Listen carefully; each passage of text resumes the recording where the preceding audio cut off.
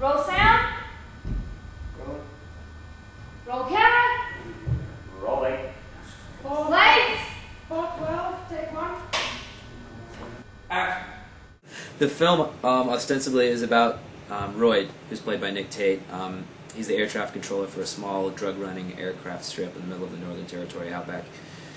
And he's just trying to do his job out in the middle of nowhere, and there's a freak thunderstorm that arises, and a lost and wandering person finds their way into the air traffic controller shed, which is actually a caravan on site.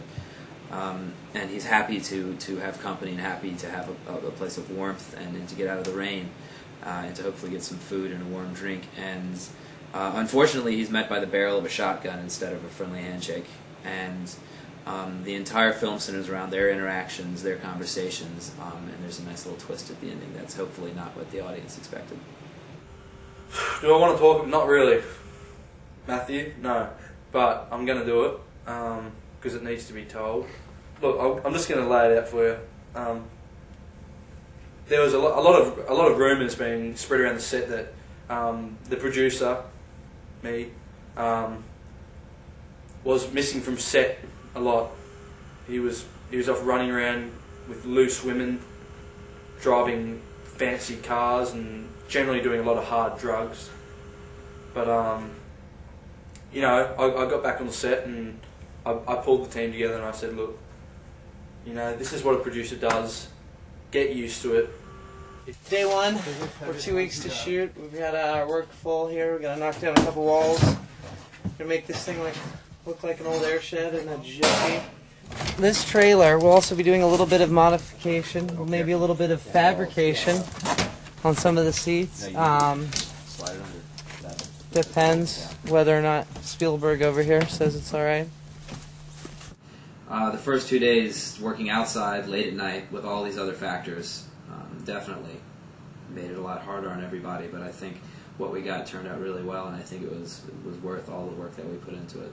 As soon as you start doing some cool things on set, people are interested and they want to get involved and they start having a good time. All right, we're gonna demonstrate the ash lap right now. So it's a good, it's a motivator, right? Go team, go team. Yeah. See, the key is the flat hand. Yeah. Flat hand is motivation. Curved hand is harassment. Oh. There's a big difference between that.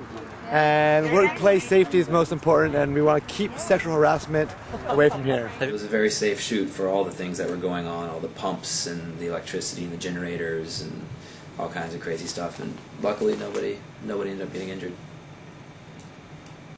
To be true to my vision, I have to capture a shot that fits in with what I pictured since I wrote the script, and I am now directing it. I'm trying to take what I put on paper and put it up on the screen.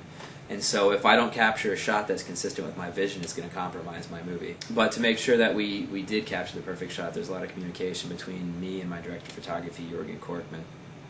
And we worked side by side the entire time and made sure that we were on the same page and we were thinking on the same wave.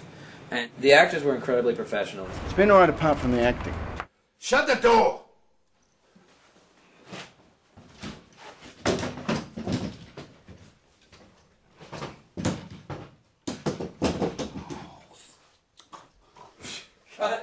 Nick Tate, who comes from a long background of theater and television and feature film acting, he was just great to have on set. He's really good at what he does, and he's really, really open and willing to listen. I'm normally extremely good looking. I'm so sexy. It's all makeup. And his son, Tom Tate, who attended school at Tisch in New York, he's done mostly theater up until this point, but he had a really good performance in this film as well, and we were really lucky to have both of them on the set. The production design team were good. They were really good. Charlie Smith, art director, came in pretty late in the piece, and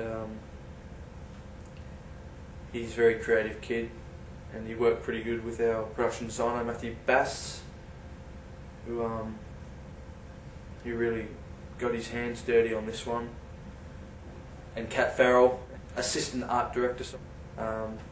All three of them, they really did their jobs well, and if I had my time, if I had another opportunity to work with these three again, I probably wouldn't.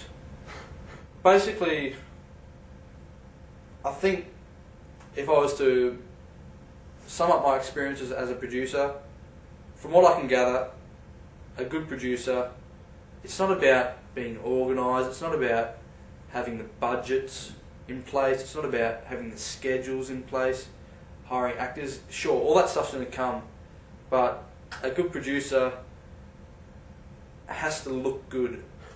And by looking good, I'm talking about physicality. You have to be a good looking person to succeed as a producer, and I think that's where a lot of Bond students fail. There's a lot of ugly kids going around, and I'm lucky I don't fall into that category. Tell me about working with Jace.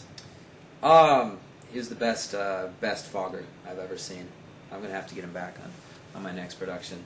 That man can sling fog like it's nobody's business. He'd be there, boom, boom, boom, ready for it, day, night, anytime. Sitting in his chair, Jace, we need fog. Over. It's incredible. A film of this size, with what we tried to achieve, for the small budget we had in place, it's quite an achievement for all the students that were involved. We did some things that no other Bond students have done before. I think we did a pretty good job on staying true to my vision and making a movie that everybody will be happy with.